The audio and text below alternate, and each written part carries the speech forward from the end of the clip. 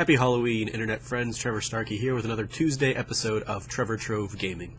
Now, the big story this week, of course, is Paris Games Week, and Sony yesterday held their press conference with a lot of game announcements, a lot of new trailers shown off, a lot of kind of release windows-ish, but they still haven't really landed on a lot of release dates because, hey, there was a big old backlash a few years ago of them always pushing their release dates that they weren't going to hit, so they've gotten smarter and said, well, we're not going to give you a date until we know we can hit those dates.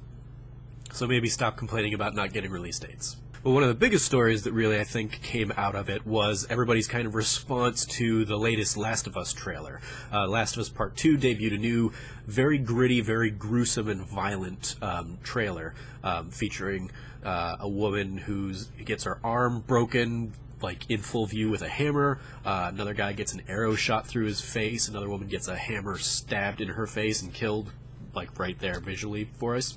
And so a lot of people have been kind of pushing back against that as like that is a gratuitous use of violence in this conference setting that was geared towards all ages.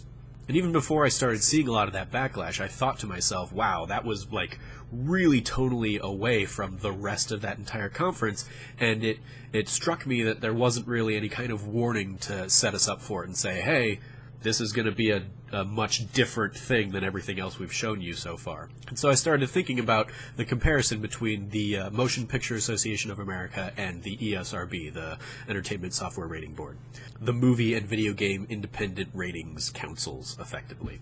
So I did a little bit of research into it, and while the ESRB does rate trailers, and if you go and watch the Last of Us Part 2 trailer that is available now on YouTube, you will be prompted to enter your date, and you'll also be, the first thing that'll come up will be an ESRB warning that says, may contain content inappropriate for children.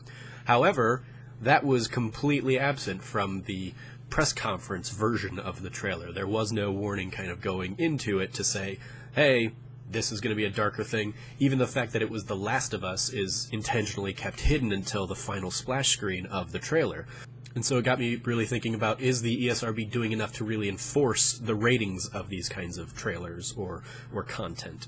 So in researching this topic, I looked up the MPAA started back in the 1920s and then kind of became what we understand it to be as the MPAA around 1945. That was kind of when they rebranded. And then the current ratings that we have on movies and stuff has basically been in existence since 1990. The G, PG, PG-13, R, and NC-17 ratings have kind of been in place since 1990. The ESRB, because of kind of the accelerated course of the video game industry, has had a much swifter ramp up. It started in 1994. Congress was riding high off of having gotten the parental advisory label on music, saying that this has explicit content, explicit lyrics, and Mortal Kombat was all the rage. So Congress set their sights on video games as the next bad thing destroying America, and the ESRB formed to basically say, hey, we don't need government intervention, we're good, we can self-regulate, we'll manage ourselves, it'll be okay. And so you had them kind of mirroring what you see a lot of in the MPAA realm of, you have games that are rated everybody, E for everybody, T for teen, M for mature, A for adults only.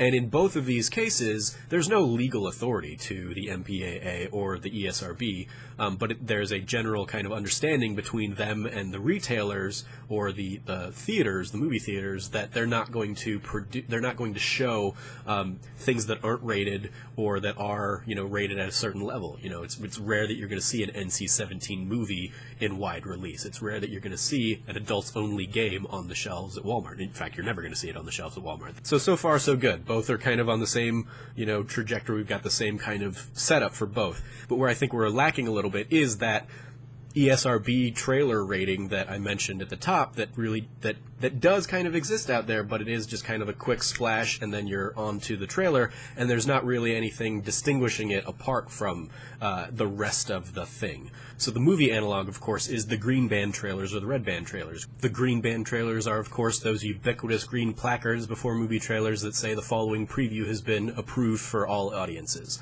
Whereas the Red Band trailer is going to have more restricted content and is usually going to be kind of locked away, either specifically within another movie of its type. If you're going to the theater, you're never going to see a Red Band trailer before a G-rated movie, but also you'll have kind of that age check online where you have to enter in your date, your date of birth, and say, yes, I'm over 18, I can watch this trailer. So the issue, I think, in the video game space ends up being that we don't really have a clear delineation between those two types of trailers, at least really from the ESRB side of things. Everything is just kind of the black ESRB, the following may contain stuff inappropriate. The Last of Us Part 2 trailer, if rated by MPAA standards, would clearly be and fall under that Red Band category. And the ESRB and PlayStation recognize that, because as I said, if you go and click and watch that trailer online, you will be prompted to enter your birth date, and you will be given that warning up front. So ultimately, I think in this particular instance, it falls back to, okay, well, why didn't we see a warning like that in advance of the trailer in the big press conference? And it's because PlayStation kind of prioritized their big reveal, the big shock moment of the end of their conference being The Last of Us Part 2, with characters we've never seen before in a part of the world we haven't seen.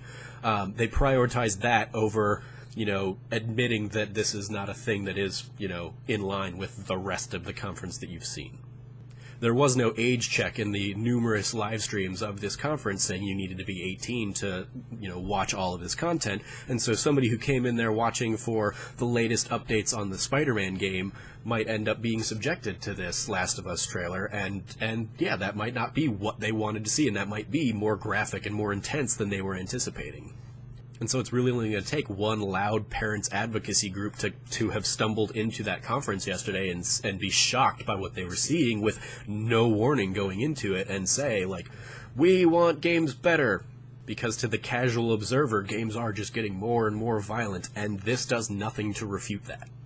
Now, I think it should be said that I absolutely believe that The Last of Us Part 2 should be a violent game, and I'm sure that in the context of the overall title, this scene that was showcased is going to help color the bleak and brutal and desolate world that The Last of Us takes place in. But taken in isolation as part of this press conference geared towards a general mass market audience, it was out of place, and it tonally was jarring to end the conference on. And it should have been flagged as such. And so much like the ESRB recently weighed in on the growing loot crate trend and whether or not it constitutes gambling and how they will try and, identify loot crates and microtransactions in their warnings in the future, I think it's really only a matter of time before we see the ESRB taking another page out of the MPAA's playbook and really starts paying more attention to how these companies are handling their new reveals in this kind of context. Will we see a big blazoned green, this game trailer has been approved for all audiences kind of placard? So those are my thoughts on the Last of Us Part 2 trailer controversy that's going on out there. I encourage you to read the full kind of written article I've put over on TrevorTrove.com. I'll link it in the description below. As always, I've been your host, Trevor Starkey from Trevor Trove. You can follow me at SnarkyStarkey on Twitter. Just a reminder, you've still got time to donate to my Extra Life campaign, which I will also link in the description below. As mentioned previously, if I reach my $1,000 Extra Life fundraising goal by the conclusion of the Irrational Passions Extra Life stream on November 11th and 12th, we will be shaving my head live on stream so that there's, video proof of it for all eternity. Yay. And I'm sure it will be filled with drunken shenanigans. So once again, please check out the links in the description below. Let me know your thoughts in the comments below. And until next time, from here at the Trove, treasure your friends.